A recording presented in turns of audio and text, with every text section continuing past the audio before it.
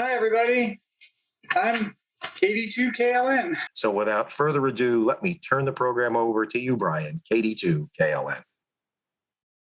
So, you're out in the field, and you've got your radio, you've got your antenna, and you've got some idea of the bands you want to work and what you'd like to do that day. But aside from having some kind of 12-volt power source, and maybe usually people think of a generator, not that much thought maybe goes into what kind of power source you're going to be using.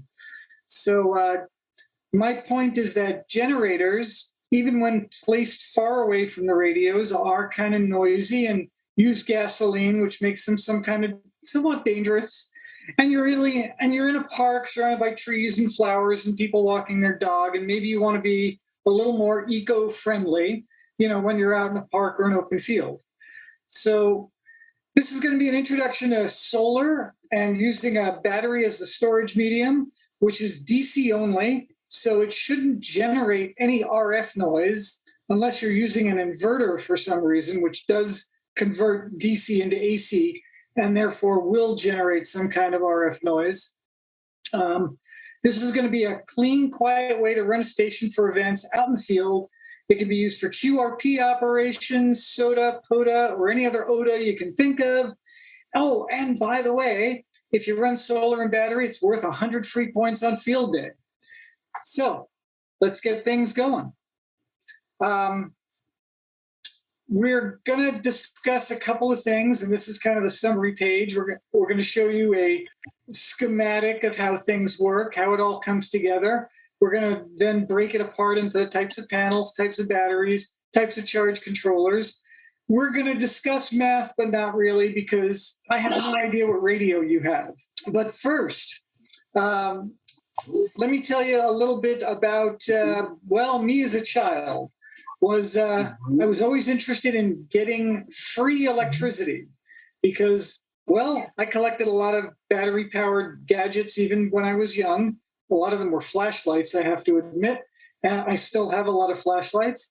But the idea of having free electricity was really appealing to me. And one of those ways was solar.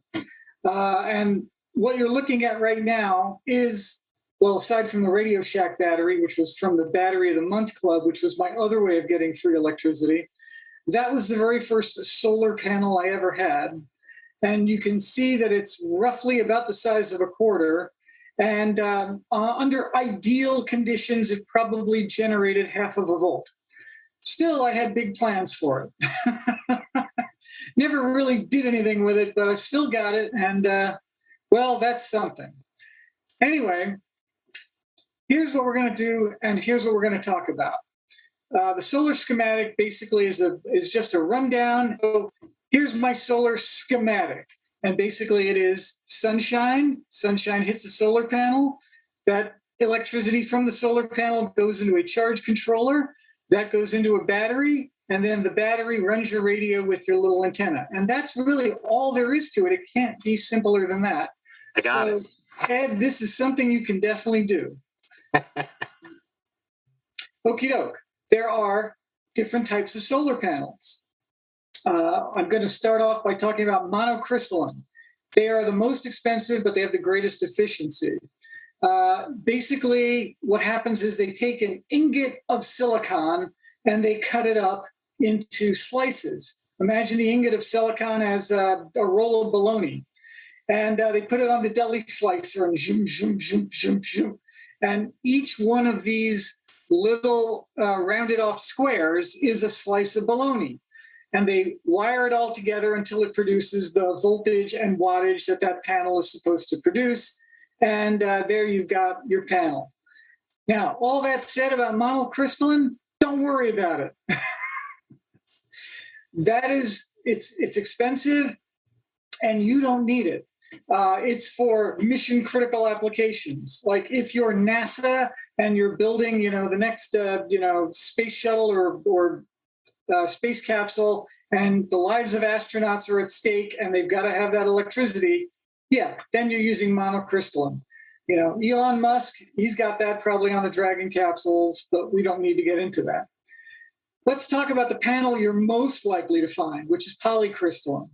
Polycrystalline is made up of remnants of silicon, basically from the chip making process, from making other solar panels, whatever. They've got all these leftover bits and pieces, and they essentially put it onto like a baking sheet, like they're making chocolate chip cookies, and they put it in an oven, which melts them all together. And then what you've got is a single chunk of silicon that then gets cut up into pieces again and wired together, so it produces the voltage and wattage that panel is supposed to produce. And that's how that gets made. And those are the ones you're most likely to find coming off of people's roofs or whatever, or going up on people's roofs. But if you're at a ham fest or a flea market or whatever, that's the panel you're most likely to run into. But there is a third type of panel, which are even cheaper. These are amorphous thin film solar panels. They are basically, they're using a process kind of like making mylar, and it doesn't even require the use of silicon, basically. It can use any other semiconductor material. And it allows it to be, because it's like a mylar material, it can be flexible and it can be rolled or folded or whatever. I believe one of our members, Dave Corsello, has a roll-up solar panel that he just basically throws out on the grass like it's a big beach towel. And then he feeds that into a small battery and then runs his radio off of that. And it's a great way of creating panels that can be, well, basically used for operations like when you're climbing up a mountain. If you're doing SOTA or POTA or anything like that, you want something that's going to be small so it can fit in a backpack or whatever, and then unroll and become a larger solar panel to catch the most available sunlight and keep your battery charged. Okie doke. So the types of solar panels is that there are three main types of solar panels out in the wild. And despite their differing efficiencies, here in the Northeast, they're all essentially the same. I'll tell you why. Because in the Northeast, we get 50% humidity is considered dry. So even on a clear day, we're going to have some haze always, unless you're out somewhere where it's 12% humidity. If you're out in Death Valley, or if you're out in Arizona, or what's the place in Utah that has those fancy rock structures, Moab or something like that, I think. Those places where it's very, very dry, you can get the most sunlight, and your 100 watt panel will actually produce 100 watts. Here in the Northeast, your 100-watt panel is probably on the clearest day making only 80 watts. And that's just a reality, because we're always going to have some clouds. We're always going to have a little haze, because that's just what things are in the Northeast.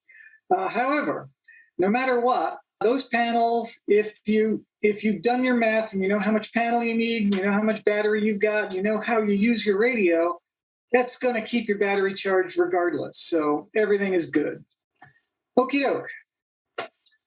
Now we're going to discuss types of batteries. The most common type of battery is lead acid. We also have nickel metal hydride, lithium ion, and lithium iron phosphate. Those are the four major types of batteries. I've left out nickel cadmium for a reason, but we'll get to that in a moment.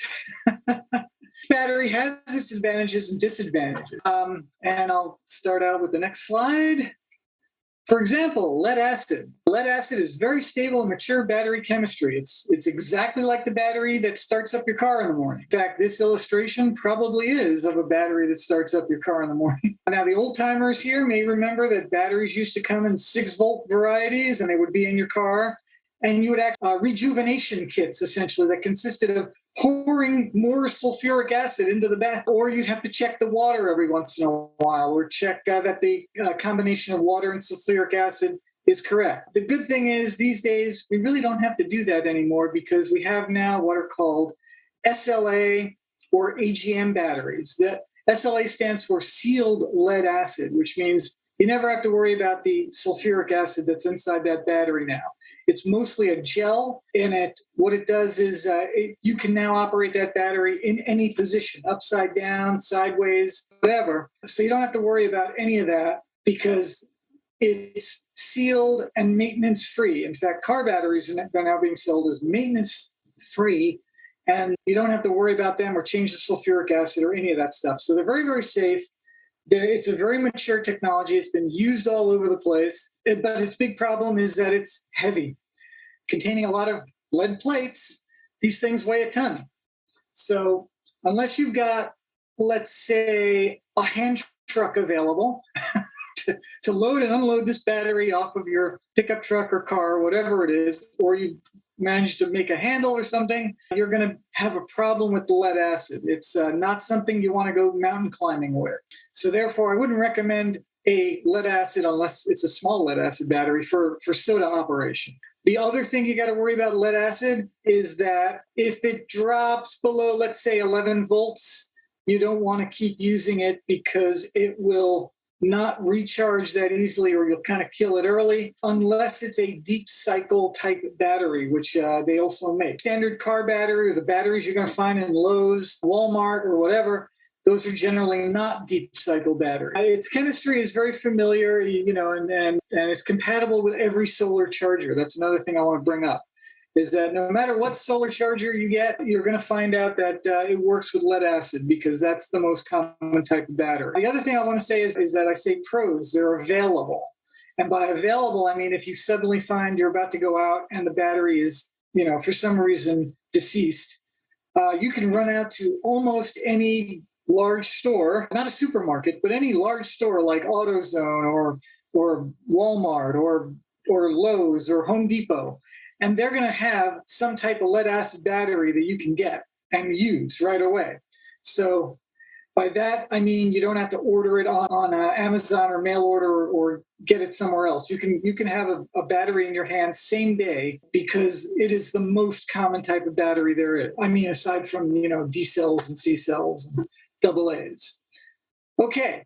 Next, we have nickel metal hydride, NiMH. These are better than sealed lead acid batteries. They're still kind of heavy compared to other options we're going to cover in the future, and they have essentially replaced NiCad. They are less toxic than cadmium, and while NiCads are still out there in the wild, I think a lot of them are still being used in power tools, battery-powered power tools.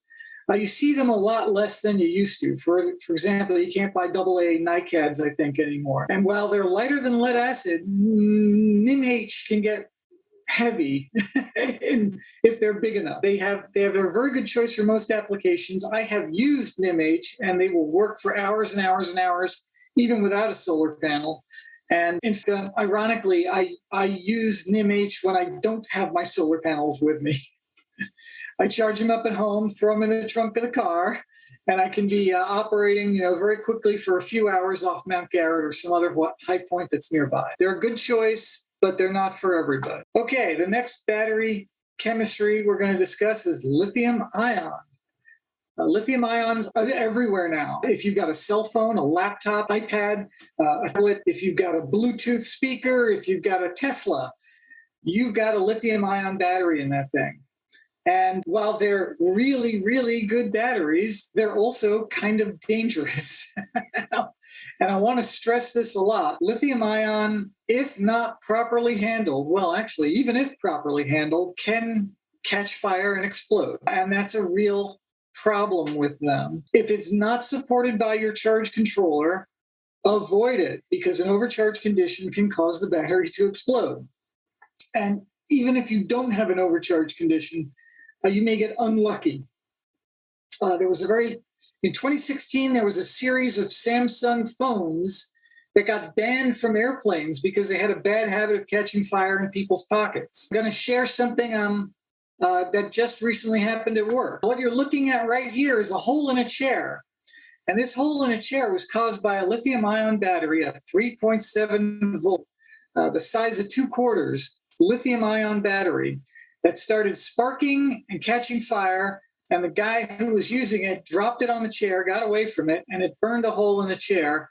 And this is the phone that battery was inside of. You can see it has some burn marks on it, and it's a little charred. But what it did, because I guess it was the other way down, is it did burn a hole in the chair. As we spent this week making sure that there are no batteries that are look like they're bulging or about to explode. Lithium ion, it's a great thing. In fact, my only problem with lithium ion is you can have a battery that works for you 100 times, and it'll work for you great 100 times, and then on the 101st time, poof, something bad could happen. So it's just something to be aware of, and we're all willing to risk that every time we slip our iPhone in our pockets. So, don't discount it. It's a great power source. If you're a little bit concerned about safety, it's something to be aware of. Okay, our last battery chemistry that we're going to discuss tonight is called lithium ion phosphate. And it's got LiTHIUM.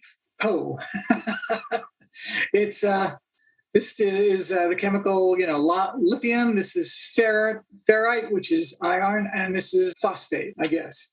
So it's the newest battery chemistry on the market. That makes it the most expensive battery chemistry on the market, but it's lightweight, energy dense. The BioNO brand is the most ham-friendly because, as you see, they include Anderson power poles right on the battery. It includes also a charging connector because they sell you a charger with it that properly charges the battery. But if your charge controller will support this for solar, bravo, you're going to be able to work with the BioNO battery. Hold on, I want to see if I can drop out of this for a second and show you that there are cheaper lithium iron phosphates. And where did I put that link? There we go. There's another brand here which is using the same chemistry. They don't include power poles and they don't include their own chargers. So you've got to make sure you've got a charger with it. 8 amp hours, and the price is pretty reasonable at $36.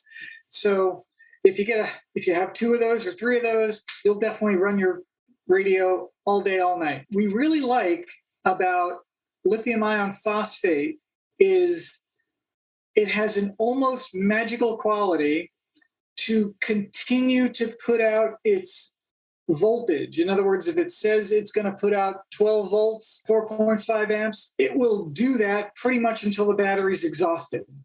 So you don't get that problem you have with like lead acid, where as the battery gets more and more drained, the voltage begins to drop.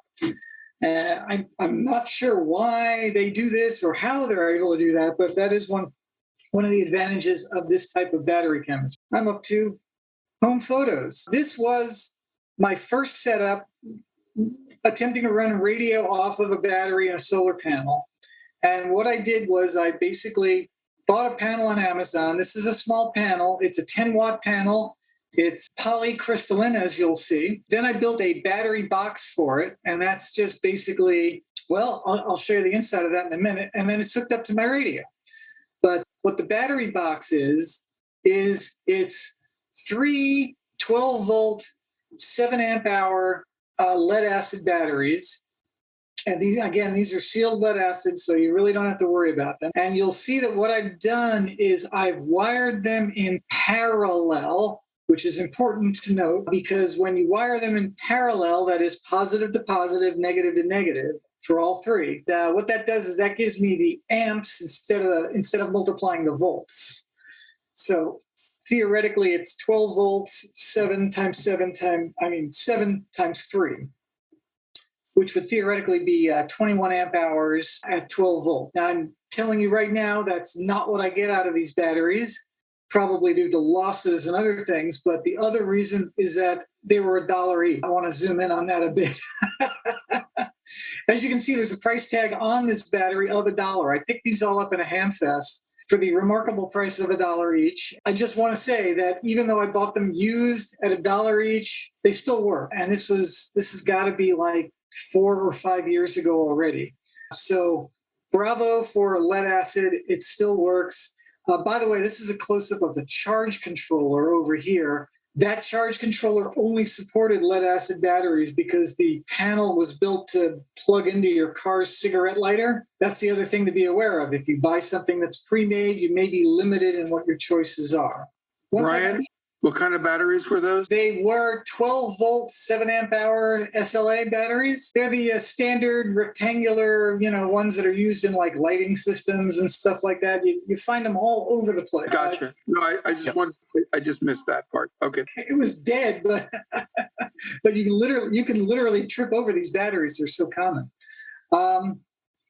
Okay, so once I got tired of that setup, I decided to expand my horizons. And I bought a kit from Harbor Freight initially for winter field day, although that day turned out to be cloudy, but I still managed to use the solar panels anyway. And the Harbor Freight kit includes 4 of these panels. I've only got one in the photo for illustration purposes, but basically what it is, it's a 100-watt kit. It includes everything except the battery. So it gives you a charge controller, it gives you the wiring you need, it gives you bits and pieces, and it includes LED light bulbs that you can set up and then run everything on down. The nice thing I can say about these panels is that, well, they work. They're thin film panels. So they're a good example of what a thin film panel will look like when you buy one. It's not the roll-up type, but it's okay nevertheless. Like I said, the Harbor Freight kit includes 4 of them.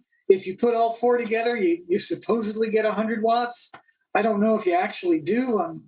Again, like I said, in the Northeast, you're going to be lucky to make 80 watts most of the time. Then I built this little box basically to hold a bigger battery, the charge controller, some other bits and pieces. But most importantly, it gave me a space to actually put the radio. So it gave me a little tabletop to work from. And you'll notice that the most important thing I did here was I built handles onto it because it's heavy. There's a large battery inside there. It's the next photo of the battery. Yeah, it's a 26 amp hour battery that I think I bought for $20. Again, used, cheap as hell. I can tell you that we were using this setup.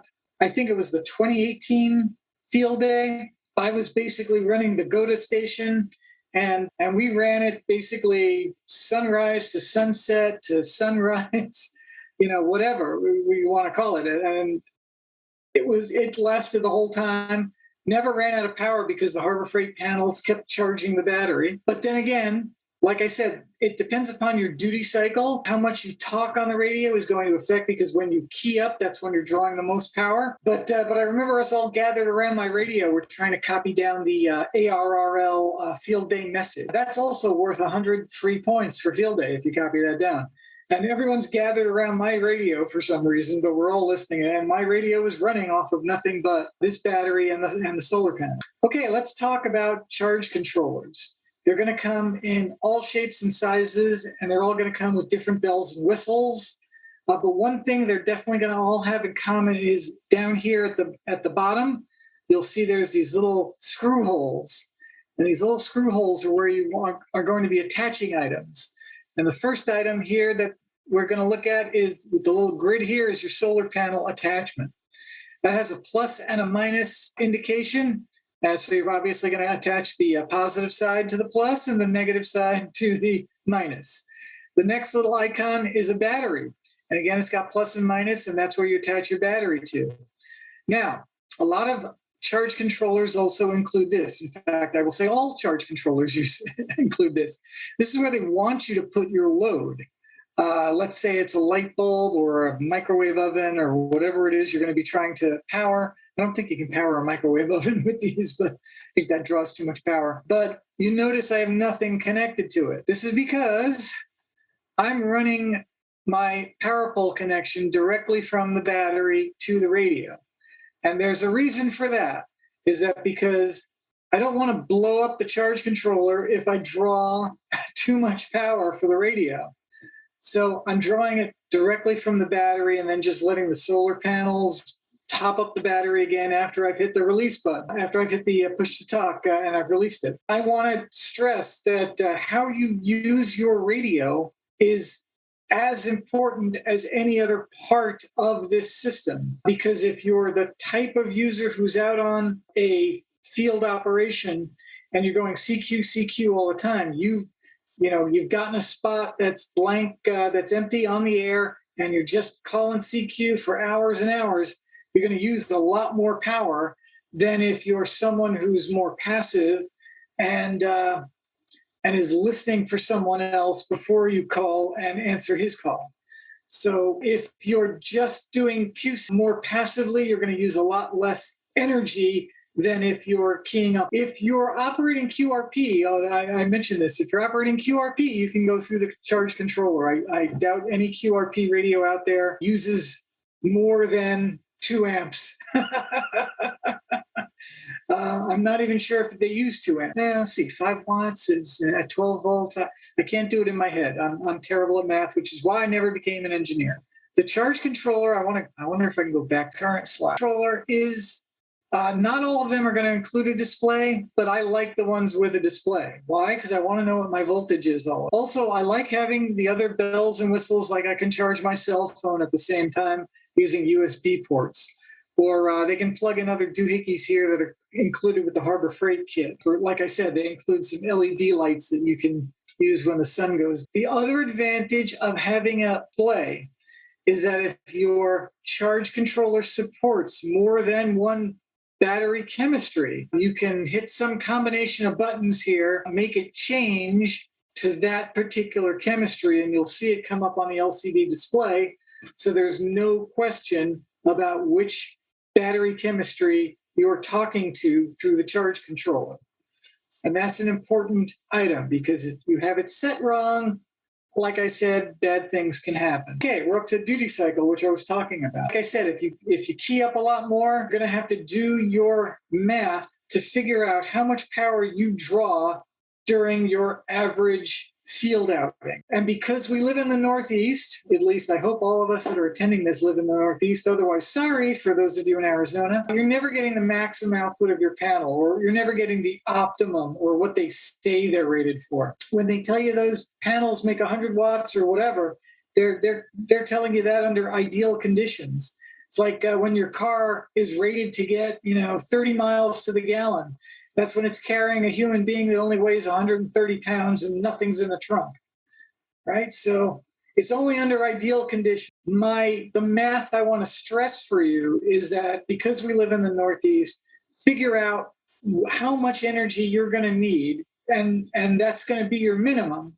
And if you double that, you're covered. You can operate day and night. That's going to be the way it works. It's not that complicated if you can figure out how you use your radio. The other thing I want to say is that I'm not doing anybody's math, because everybody's got a different radio. And I can tell you, I've operated with the same battery with 2 different radios, and like a Yaesu, for example, 897, which was kind of built for field operations, works great on a battery and solar panel, no problem. If I take another Yaesu, an 847, which is more of a base station type radio, it wants more power than I'm able to provide it from my used 26 amp hour lead acid battery. It really wants closer to 30 amps. I'm keying up at 100 watts. So, and these are both 100 watt radios, and yet they respond very differently when they're powered by the battery. So again, you've got to do your own math based on what radio you're using and how you use it. And that's my sermon for that. Okay, we're up to Q&A, which is you've got questions and I've got blank stares. I'm going to say, for those of you that would like to minimize how much work it takes to set up a solar station, Amazon sells these portable power units. They're all over the place, and they're meant to be hooked up to solar panels. In fact, some of them come with their own solar panels. Depending upon how much you want to spend, you can get all kinds of stuff. The only thing I want to say about them is I've gone through some of these pre-made solutions, and I don't see too many of them that come with Anderson power poles. So how you hook it up to your radio, that's up to you. I mention again that Harbor Freight sells an entire kit. I've been happy with that kit for the last couple of years, but I don't like the fact that I have to get 100 watts by spreading out 4 different panels, because I've seen now that you can buy a 100 watt panel that's a single panel now for about $100. I'm looking at building a whole new system again because I think I can make it work with one panel, one charge controller, and a battery that's not lead acid. But I got to say, I do like the lead acids because, like I said, it's a chemistry I'm familiar with, and they do work. The other thing I'm going to say to you is if you build it yourself, you get twice the performance for half the price. I've seen the pre-made solutions. I think there's someone attending this maybe that may already have one of those, but she's operating a QRP radio, so that's fine. But I don't know if those pre-made solutions are going to work with a 100-watt system. The last thing I want to say is do your homework and start small. You don't have to try for a perfect solution on the first try. I mean, I'm on my second system right now, and I'm already designing my third system. And I'm looking on Amazon, or I'm looking in other places, or I'm shopping at Hamfest, or I'm going to flea markets. What I basically do is I try and figure out what I want and how cheap I can get it, and then I try and make it all work together. This is going to be your first try. Don't go out and buy something tremendous or expensive or try and make it work from the very first time. You want to start out with, like what I did, with like a simple 10-watt panel and a couple of lead acid batteries that I bought for $1 each. If you're going to make it yourself, again, your battery box, I recommend getting like a used $3 plastic toolbox because those are meant to carry 50 pounds of tools. And if you're going to put 50 pounds of battery in there, the handle won't rip off when you go to lift it up. Plastic is very easy to work with also. And if you wire something badly, it won't short out against the metal case if you're using a metal case. Like a lot of people use ammo boxes, and I'm always worried about putting batteries in an ammo box just in case you're putting it in your car, it slides, and then the battery contacts touch the metal case, and you've got to fire all over again. So I want to say, you know, if you're going to do this, work with plastic. Plastic is your friend. So basically, we're up to the QA section. I want to know if anybody's got any questions. Let's toss it out to the floor. Who's got questions? I do. Go ahead. W2NZ. Hi, Brian. It appears to me that the charge controller seems to act like a battery tender or battery maintainer. Would you agree with that assessment? Yeah, if I haven't stated that before, it's because it slipped my mind. Because to me, it's obvious, but the charge controller, yes, all it does is it keeps your battery happy with the feed in from the solar panels. Because the solar panels are very likely producing 18 volts when they're not connected to anything. So depending upon which battery you have and its type of chemistry, batteries always hold a little more than what they're saying they're going to hold. So if you have a 12-volt, let's say, lead-acid battery, 12-volt lead-acid battery can actually charge to 14.4 volts. So that's going to be the maximum charge that the battery can hold before you damage it. So if your lead-acid battery is suddenly telling you it's at 16 to 18 volts, you've got a problem. Your lead-acid battery is going to hold 14.4, and that's the maximum it wants to have. So that's what the charge controller does, is it makes sure that the battery is never at more than 14.4. If you've got a lithium-ion battery that is rated for 13.5 volts, it's probably really going to hold closer to 16. Lithium ion phosphate, you got lithium ion phosphate, those are really 13.5 volt batteries, which really means they can go up to like 16 volts. So what the charge controller does is it makes sure you never fry the battery, because the panels are going to be bringing in, let's say, about 18 volts, and the charge controller is going to step that down and continue to step that down as the battery gets more and more charged. And I think that's pretty much the rundown of what a charge controller does. It's like a battery tender, except the battery tender gets plugged into the wall and keeps your motorcycle charged, and it does, and that's basically what a charge controller does. Great, thank you, appreciate it. Great presentation, by the way. Great. Other questions. Brian, you mentioned Hamfests. So what am I looking for, okay, if I'm walking around? Well, you're looking for, let's say you find a 45-watt panel that somebody is selling. Maybe they took it off their RV because they put in a 100-watt panel, and now they've got this 45-watt panel they want to get rid of. So you find that, it's a polycrystalline panel. You take it home, you put it in your car. When you get home, test it to make sure it's putting out voltage. The other thing you're looking for at a Hamfest may be a charge controller. I don't know if they have those at Hamfest, but you're certainly welcome to try looking. Yeah, I was going to ask that. It's funny you brought that up, because I mean, would I expect to find one there that, lack of a better term, I would trust? Okay, or am I just better buying it at Amazon? Well, yeah, you might be better off because you'll know what you're getting. When you ask the guy, what battery chemistries does this charge controller support? And he'll go, I don't know. The only thing you will know is it'll support lead acid, because every charge controller will support lead acid.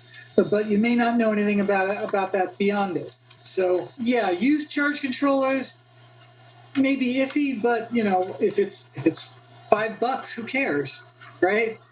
Just remember that the other thing I buy at Hamfest were lead acid batteries.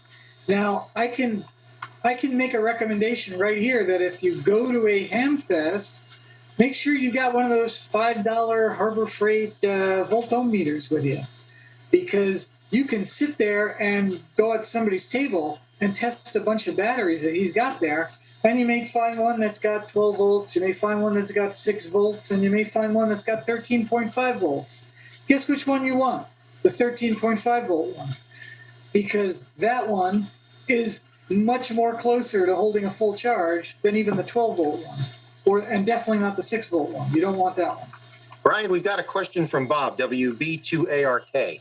What's the make and model of the controller that you showed in the presentation? That came from the Harbor Freight kit. So I really don't know the make and model of it other than Harbor Freight. I turned it upside down before I screwed it into the wood base. Brian? I found out what it was. Yeah, Brian, you can find that controller and similar controllers all over Amazon without any trouble whatsoever.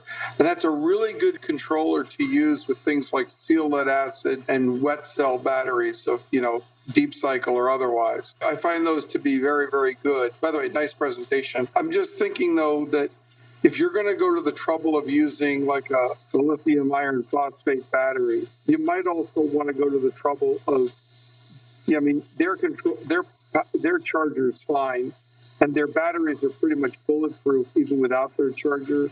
You can use a current limited power supply and just set your voltage to 14.4 or 14.6, and you can charge directly over the terminals on a bioanode pack. But what I use in some cases is a Bouge RV solar panel, which is 185 watts for about that much money. And then I use a West Mountain Radio Epic Power Gate. Now, they're expensive, but they are bulletproof. And I've had failures of the lesser type, what I call the $19 to $40 chargers. And, but I've got some that have been running for years. I have one that's been running for years in a utility trailer, and it just runs and runs and runs. But, I just think that you need to think about what your battery chemistry is, how much the batteries cost, and when you up the batteries, up the charge controller. That's my advice. And by the way, again, nice presentation. Brent, W2ABE. Yeah, I would suggest that maybe you put together a little bit of a list of suggested stuff to start with. Controllers. Panels are not too difficult, but like a controller to get or what not to get. And also, as far as lead acid batteries, I would probably never buy one at a Hamfest because they're probably shot to begin with. And the second thing is, if a lead acid battery is 11 volts or below, you might as well forget it because it just won't hold it. It should be up, like you said, about 13 or whatever. But actually, there are some lead acid batteries that are the same size as 7 amp hour that now are 9 amp hours. So you can get a lot of punch out of them. And unfortunately, they just weigh a little bit more and are a little bit more expensive, but they work well. Maybe a list of a starting suggestion you could put in the resonator or someplace for us who want to get started rather than just willy-nilly going online and trying this and trying that. Like a suggested parts list. Presentation, by the way. As for buying batteries at Hamfest, I want to say that either I get very lucky or batteries at Hamfest sometimes are not bad as long as you test them before you buy them. Like I said, the ones in my first battery box were $1 each and they still work. I can't explain it. That battery box build, the BBB, the batteries were $1 each. The case was $3 at a flea market. The most expensive part was the little on-off switch, basically, the cigarette lighter jacks that I had to buy on Amazon. But that whole build didn't cost me like more than $20, and it's something I'm still able to use. If you catch me at Portable Day coming up, I'm probably still going to have that green battery box with the 3 lead-acid batteries in it 4 or 5 years ago almost, and it still works.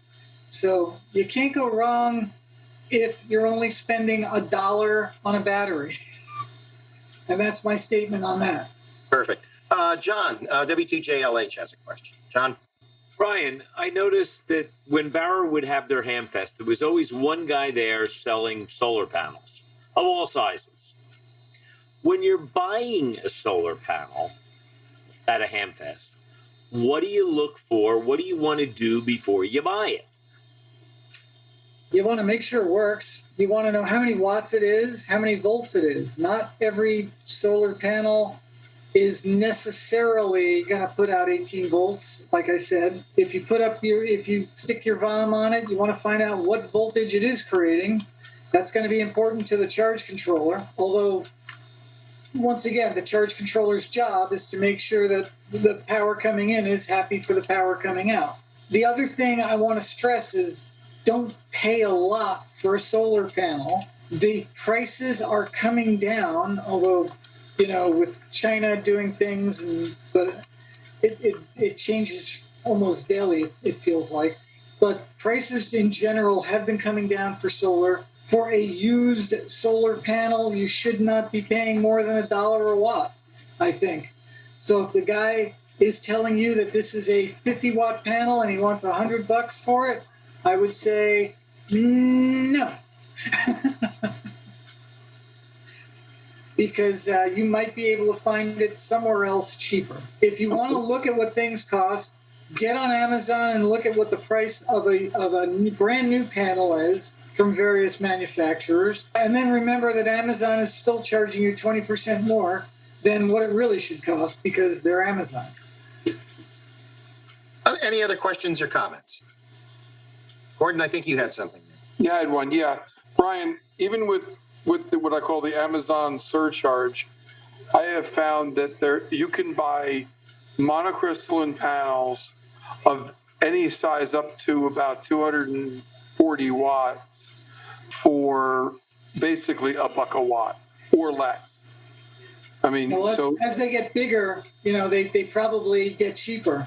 But even the 100 watt, they're out there. And yeah, exactly. They're good. So, but also, for those who like sealed lead acid, and they're a pretty good choice for a lot of applications, because they meet that safety issue and such. Those kinds of batteries usually can be had in 2-packs and 3-packs for, like 18 ampere hour ones for very little money on Amazon. One other thing, don't put in parallel nickel Arduino power, lithium ion phosphate. Put those in parallel unless they're the same capacity and roughly the same age, because they don't charge well in parallel. Right. My understanding is that unless your charge controller knows how to deal with each cell in the pack, it may not charge the cells evenly. That's why you buy a Bioenno, because they have the electronics on the pack. Right. Babysitting each. When you see an Anderson power pole on a lithium pack from Bioenno, that means all the electronics you need to protect the battery are in the pack, which is another good reason they'll sell shrink wrap packs, which a lot of the guys swear by, but they also sell hard shell packs. And I'll be honest, after running, for at the fair this summer, we had a bunch of batteries that were wrapped in essentially shrink wrapped, and we can't put them on the ground the same way we can a hard shell battery, because you have to babysit them against the elements. So there's a lot of good reasons for being careful with those. And that reminded me of something else I wanted to warn everybody about lead acid batteries, which is if your ham shack is in the basement, do not sit lead acid batteries on concrete, because believe it or not, they'll drain right through the concrete. You're not going to drain anything out of the battery except the voltage, but you can discharge the battery by letting it sit on concrete for too long. You also can discharge hydrogen and end up with an ignition problem that puts a hole where your house was. Well, the sealed lead acids don't really discharge hydrogen anymore because the sulfuric acid is a gel at this point, but that's another story. And they do vent these days properly. Other questions? A question for Gordon. How can a battery discharge through concrete? Oh, you can ask Brian that question. All right, Brian, answer that. All I know is that it's happened. Everybody tells me this. It may be an old wives' tale. I used to work with a Volkswagen mechanic, and whenever we take the battery out of a Beetle, he's like, "Don't let it sit on the concrete," And it would be like we'd have to put it up on a table because he would tell me that it would discharge through the concrete. And you'd end up with a dead battery.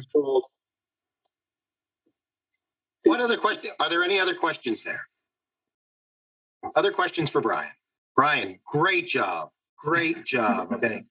So, I mean, this is just a really great primer, for getting everybody stared. I know I'm going to look with a different eye at Amfest. I'd like to thank the Fairlawn Amateur Radio Club and Ed WX2R for suggesting this topic. Well, this topic, and I'm I've got a little blush here, but I mean, the topic, while I've got a strong interest personally, I mean, this question really came from our member survey at the beginning of the year. There were a number of comments regarding a topic such as this. Okay. And obviously, there's just a lot of interest in it. And obviously we had a number of people tonight who were interested to follow you along. So I can't take full credit for it. So anyway, on behalf of the club, Brian, again, our thanks.